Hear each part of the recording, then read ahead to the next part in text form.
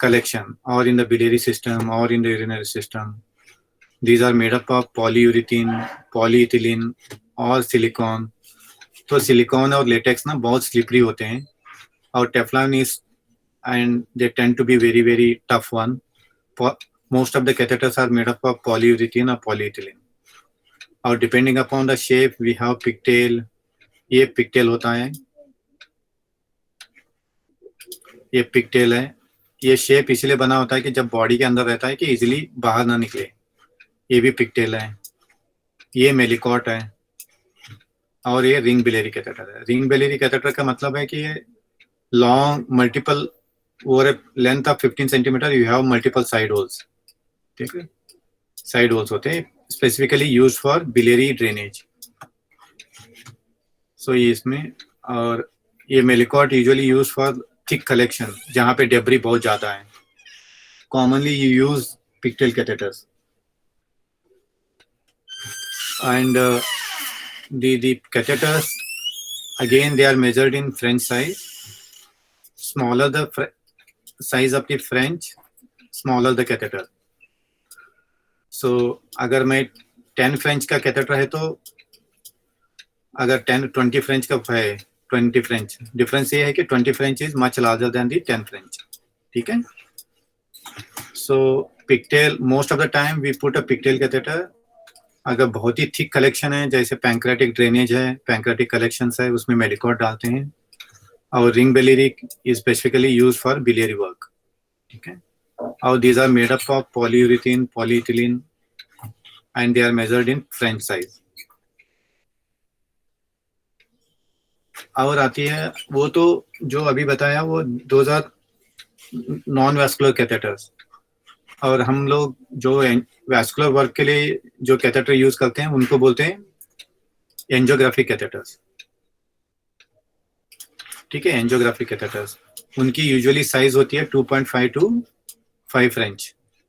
जो catheter less than 3 French होती है उसको बोलते हैं माइक्रो कैथेटर. ठीक है. So micro catheter goes inside the larger catheter. ठीक है. दीज आर ऑल जो एंजियोग्राफिक कैथेटर्स होते हैं बहुत डिफरेंट शेप्स के होते हैं depending upon the anatomy, arterial anatomy we use. अभी मैं वो डिटेल में नहीं जाऊंगा, इतना डिटेल की जरूरत नहीं है, but you should know there are various different shape. Cobra shape, sim, pigtail, multipurpose. आपको इतना जरूरत नहीं है. हाँ, आप जब प्रैक्टिकली पोस्टिंग में आओगे यू कैन सी देम. ये माइक्रो कैथेटर है. ये 3 French की होती है या 2.7 French की होती है which goes inside this larger catheter. ये 5 French की होती है. So माइक्रो कैथेटर अकेले यूज नहीं कर सकते. It is always used inside this larger catheter. What we call it as a coaxial system. अब आती है इमेजिंग गाइडेंस. अभी तक तो हार्डवेयर पढ़ा हम लोगों ने. तो इमेजिंग गाइडेंस हमारे पास सभी टाइप के इमेजिंग गाइडेंस है. फ्लोरोस्कोपी है, अल्ट्रासाउंड है, सीटी है, एमआरआई तो वेरी वेरी लिमिटेड एग्जांपल्स है, but most of the time we use fluoroscopy, ultrasound and CT. हम कैसे चूज करेंगे कौन से मोडालिटी कैसे किस बेसिस पे यूज करते हैं? एक तो depends size of the lesion, location of the lesion, depth and type of procedure. जहाँ पे गाइड वायर मैनिपुलेशन की जरूरत है, जहाँ पे गाइड वायर की मैनिपुलेशन की जरूरत है वहाँ पे रियल टाइम देखने की बात है. कैथेटर, स्टेंट, वहाँ पे हम लोग फ्लोरोस्कोपी या डीएसए यूज करते हैं. यहाँ पे लोकेशन है, चेस्ट में है, मीडियास्टिनम में है या रेट्रोपेरिटोनियम में है, वहाँ पे हम लोग सीटी यूज करते हैं. ठीक है. और पेशेंट ओबीस है, again we have to go for a CT. ठीक है. Most of the procedures, non vascular procedures are done under ultrasound, but जहाँ पे real time guide wire, catheter placement की जरूरत है वहाँ पे फ्लोरोस्कोपी यूज करते हैं. जहाँ पे डीप सीटेड है, जहाँ पे critical structure biopsies you are doing very close to a critical structure, we use a CT. And sometimes we use a combination of ultrasound and fluoroscopy, जैसे कि PTBD हो, PCN हो, we use combination. So ultrasound we can use, ये linear probe है,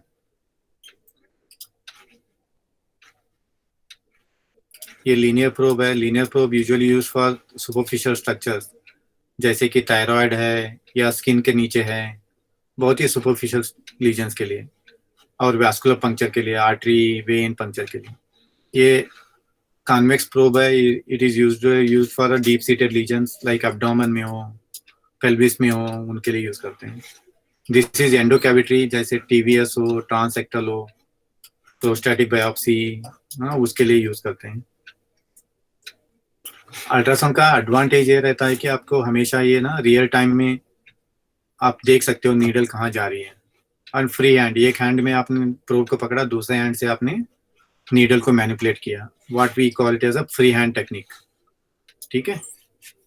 so and जो convex probe का frequency होता है 2.5 टू 3.5 मेगाहर्ट्ज होता है, और लीनियर प्रोब का होता है 10 टू 12 मेगाहर्ट्ज होता है। ठीक है, you should know that. And जहाँ भी आपको you are working doing a biopsy और FNAC in the abdomen, coloured box डालोगे तो आपको पता चल जाएगा कि कौन कौन से वेसल्स उसके आसपास है। उससे आप अवॉइड कर सकते हैं कि नीडल वैस्कुलर स्ट्रक्चर को अवॉइड कर सकते हो। This is how needle is held. Non dominant hand में, लेफ्ट हैंड में, अगर आपकी you are right handed person, you should hold the ultrasound probe in the left hand and needle in the right hand. के उससे आपकी needle change करने की direction आसानी से कर सकते हो। Okay, this is called as a free hand technique. Usually जब नीडल बॉडी के अंदर जाती है, हम लोग यूजुअली अल्ट्रासाउंड को ऊपर नीचे स्क्रॉल करके देखते हैं, ताकि नीडल टिप, जब तक नीडल टिप नहीं देखते हैं तब तक नीडल पुश नहीं करते हैं, क्योंकि you never know where is the needle tip. Needle tip को हमेशा लोकलाइज करना है, उसी के बाद पुश करना है। जैसे ये देखो, नीडल प्रोब को लेफ्ट हैंड में पकड़ा है, नीडल को राइट हैंड में, और नीडल टिप ये है। ठीक है, needle tip is always seen as a echogenic focus. ये नीडल, पूरा नीडल का ट्रैक है। और जो लीनियर प्रोब है, it is use for breast FNACs और ब्रेस्ट बायोप्सीज और थायराइड। और सीटी के लिए, और लीजन्स रिट्रोपेरिटोनियम में है, बहुत डीप सीटेड है, तो वी यूज अ सीटी। जैसे कि ये देखो, सीटी में क्या होता है कि यहाँ पे अल्ट्रासाउंड यूज नहीं कर सकते, बिकॉज लंग के अंदर एयर होता है, वो इंटरफियर, आपकी अल्ट्रासाउंड वेव जाती ही नहीं है। तो इसीलिए जब भी लंग बायोप्सी हो, लंग एफएनएसी हो, मिडास्टम में हो, वी यूज अ सीटी गाइडेंस। यूजुअली हम पहले क्या करते हैं, पेशेंट को अंदर भेजा, we take a scan to localize the needle lesion पता चला, उसके बाद चेस्ट ऊपर ग्रिड लगाते हैं, ये ग्रिड है नीडल का, जस्ट ये देखने के लिए कि नीडल एंट्री कहाँ से होना चाहिए। हाँ ठीक है, वो सेम टीपी करके फिर लीजन के जहाँ पे दिख रहा है वो सेम टीपी एंटर करते हैं। फिर we move the table move करने के बाद ये ग्रिड लगाते हैं। ग्रिड लगाने के बाद सपोज ये नीडल है, वी चूज ये, इस नीडल के अलोंग हमें यहाँ पे स्किन पे मार्क कर दिया हमने, पेन से मार्क करके, then we push the needle along that direction. ठीक है, फिर उसके बाद at the end of the procedure we take a check scan to see is there any bleed or pneumothorax. ये यहाँ पे ब्लीड हुआ है, but there is no pneumothorax. Pneumothorax भी यहाँ पे दिखता है, देखो छोटा सा निमोथोरैक्स। जैसे कि से डीप सीटे रिट्रोपेरिटोनियम में है, यहाँ पे आप अल्ट्रासाउंड में दिखता नहीं है, सीटी गाइडेंस ही यूज करना पड़ता है रिट्रोपेरिटोनियम में। Again bone biopsy we can not use ultrasound, we have to do it under CT guidance only. ठीक है, एंड फ्लोरोस्कोपी और डीएसए यूजुअली तब यूज करते हैं when we need to see the needles in real time. So it allows the real time manipulation, guide wire, catheter, stents. So all therapeutic vascular procedure like embolizing agent डाल रहे हो, या stent place कर रहे हो, या drainage tube डाल रहे हो, we use a fluoroscopy. जैसे कि ये PCN है, अगर आप अल्ट्रासाउंड में डालोगे तो आपको पता नहीं चलेगा ये कैथेटर कहाँ पे गया है। ठीक है, so always it is a good idea to use a fluoroscopy. सो ये टेबल है, मैं ये पीपीटी भेज दूंगा, आप लोग पढ़ लेना। सो पवन जी आपको शेयर करूंगा, you can share with students. Sure sir. So these are the various advantages, आपको पता होना चाहिए. वही चीजें जो मैंने बताया. अल्ट्रासाउंड का एडवांटेज और एक है कि पोर्टेबल है, बेड साइड भी जाके कर सकते हो, नो रेडिएशन, रियल टाइम भी है. बट ओनली थिंग ये है कि ओबेस पेशेंट है या डीप सीटेड लीजन है, वहां पे नहीं कर सकते हो आप. फ्लोरोस्कोपी एडवांटेज है कि रियल टाइम है, you can see the catheter, guide wire कहाँ कहाँ जा रहा है. बट प्रॉब्लम है कि रेडिएशन है, it can not be taken to bedside. और CT obviously deep seated area के लिए बहुत ही अच्छा है. And MRI very very expensive, उसके लिए अलग से dedicated machine time needed. We don't really do it. Mainly prostate एक वो एरिया है, वो यहाँ पे MR गाइडेड करते हैं.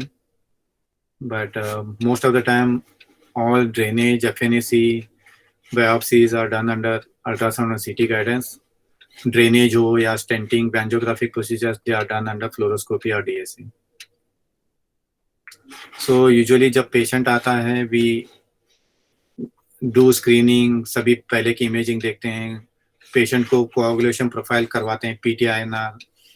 Usually 1.5 से ऊपर होता है तो usually we have to give some corrective measures like plasma, fresh frozen plasma या प्लेटलेट देनी पड़ती है. पेशेंट का कंसेंट लेना होता है कि समझाना होता है पहले कि हम क्या करने वाले हैं.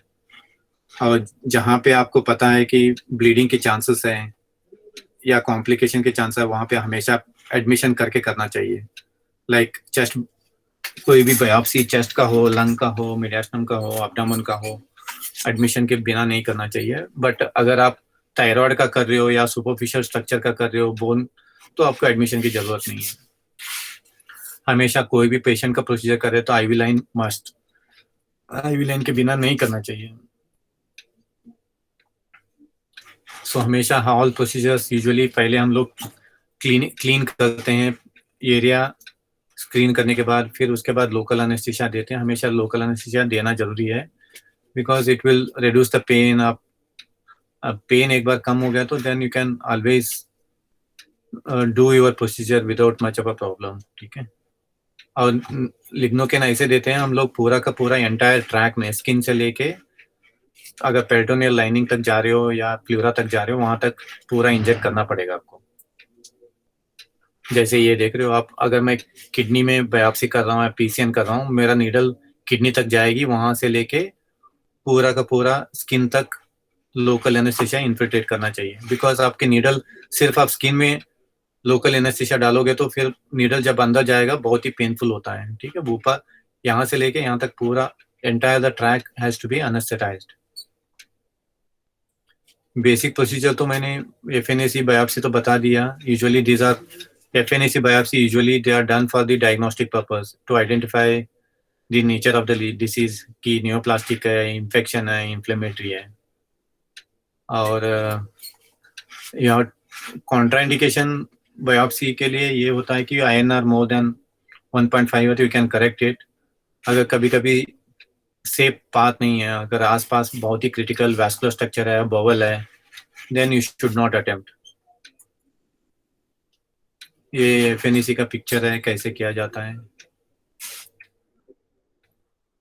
ये बायोप्सी का है, बायोप्सी कैसे कट करके टिश्यू आता है. ये ट्रफ है, ये बायोप्सी का ट्रफ है. जैसे ये लीजन है, जैसे आपकी नीडल अंदर गई, ये टिश्यू को कट किया और एक बटन ऊपर का और एक बटन प्रेस करते ही ये कवर हो जाता है. फिर टिश्यू इसके अंदर बाहर आ जाता है. ठीक है. इसके अंदर ये ट्रफ के अंदर कलेक्ट हो जाता है. इसको बाहर निकाल के फॉर्मेलिन बॉटल में बेचते हैं. और ये कोएक्सियल टेक्निक है. एक पहले बाहर नीडल रखा है, उसके अंदर से और एक नीडल डाली है. इसको बोलते हैं coaxial technique. It avoids multiple punctures. ठीक है. कॉम्प्लिकेशंस, कोई भी FNAC बायोप्सी ड्रेनेज का कॉम्प्लिकेशंस हो सकता है. Pain is the commonest complication. उसके बाद हेमरेज हो सकता है. अगर आप चेस्ट में कर रहे हो तो निमोथोरैक्स हो सकता है. कलेक्शन ड्रेनेज का इंडिकेशन कॉमनली कि पेशेंट को फीवर है, हाँ, सेप्सिस है, सो वो अबनॉर्मल फ्लूइड कलेक्शन को बाहर निकालना है. ठीक है.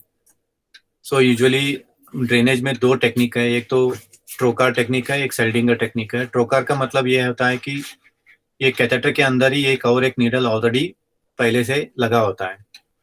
सो आप यूजुअली हम क्या करते हैं कि बड़ा सा कलेक्शन हो, अगर बॉडी में बहुत बड़ा कलेक्शन है,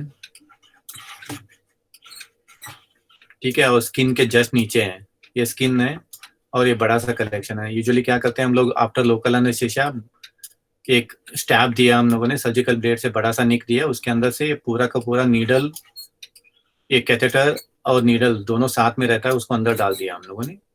फिर एक बार ये पूरा असेंबली अंदर जाने के बाद नीडल निकाल देते हैं, तो कैथेटर अंदर रह जाता है। इसको बोलते हैं trocar technique. So usually use for large and superficial collections. But जहाँ पे कलेक्शन बहुत ही छोटा है और डीप है, ये स्किन है बहुत डीप है, तब हम सेल्डिंगर टेक्निक यूज करते हैं। सेल्डिंगर का मतलब ये होता है कि पहले पंक्चर के बाद आपने गाइड वायर डाला नीडल के अंदर, गाइड वायर अंदर पहुंचने के बाद you remove the needle, guide wire के ऊपर आपने ट्रैक को डायलेट किया 1 by 1, उसके बाद गाइड वायर के ऊपर कैथेटर डाला। सो ऑल दिस स्टेप, अगर कोई बोलेगा सेल्डिंगर टेक्निक के स्टेप्स बताओ, तो आपको ये बताना पड़ेगा puncture, guide wire insertion, track dilatation and catheter insertion. ठीक है, दीज आर द स्टेप्स। जैसे ये सुपर लार्ज कलेक्शन है, इसको तो सिर्फ आप ट्रोकार से कर सकते हो, ठीक है, इसमें बहुत ज़्यादा दिमाग नहीं लगानी है, जैसे अंदर नीडल डायरेक्टली डाल सकते हो। बट ये कलेक्शन बहुत डीप है, स्किन से यहाँ से लेके यहाँ तक, तो यहाँ पे आप वो ट्रोकार टेक्निक यूज नहीं कर सकते, आपको यहाँ पे सेल्डिंगर टेक्निक यूज करना पड़ेगा। ठीक है, ये था। अभी कोई क्वेश्चन है पूछ लो, I am ready to answer. हाँ, कोई भी क्वेश्चन हो, कोई भी डाउट हो, बेहिचक होके, मतलब कुछ भी दिमाग में मत रखो, अभी डाउट क्लियर करना तो अभी अच्छा टाइम है। प्रोस्टेट बायोप्सी में क्या करते हैं? Not prostate biopsy. Prostate biopsy तो अल्ट्रासाउंड गाइडेड ही होती है, बट वो ट्रांसरेक्टल के थ्रू होती है, अब्डोमेन के थ्रू नहीं होती है। ठीक है, उसके लिए स्पेशल डिजाइन प्रोब होता है, मैंने दिखाया था एंडो कैविटी, उसके अंदर से जाओगे वो प्रोस्टेट दिखेगा, फिर वो एक बायोप्सी गाइडेंस होती है, उसको लगा के उसके अंदर से नीडल डालते हैं,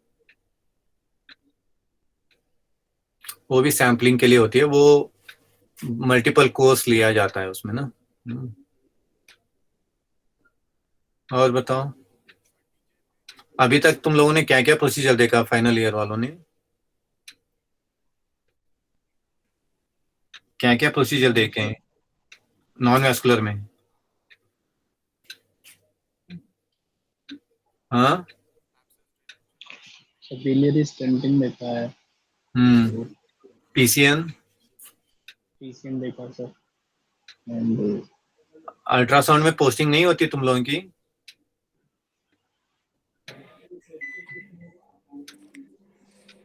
अल्ट्रासाउंड में पोस्टिंग होती है नहीं होती है? 60 में जिस चीज का पोस्टिंग हुआ है बताओ भाई। 60 में फर्स्ट ईयर में थी सर, एफएनएसी देखा है। एफएनएसी बायोप्सी देखना पड़ेगा ना भाई, एग्जाम में पूछते FNAC नहीं, देखा है। एग्जाम में पूछते नहीं, इसका मतलब नहीं कि देखना तो चाहिए, नॉलेज पोस्टिंग होती है तो कभी भी पूछी जा सकती है फाइनल ईयर में यूजुअली।